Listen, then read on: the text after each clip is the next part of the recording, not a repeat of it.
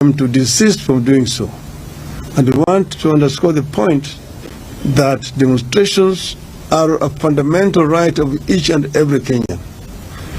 Therefore, we would like to see other organizations, particularly human rights organizations, stand out and condemn these heinous acts which have been committed by the state.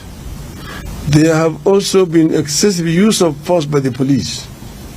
Police officers are meant to keep law and order. But if you find a situation where police officers are using live bullets against unarmed civilians, it is of course basically a reckless police force which wants to cause life which they are supposed to protect.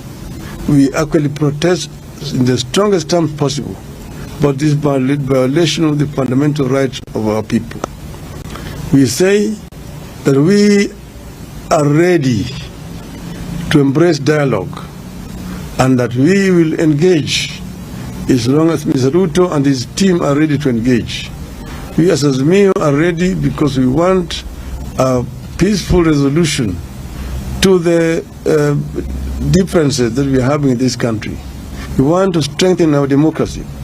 We want our election to have meaning, that how Kenyans vote is actually what is eventually announced by the Electoral Commission.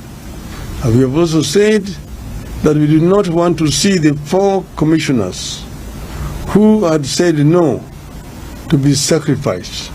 We want those commissioners to be reinstated so that we can be able to move in as a country in a one and a united way.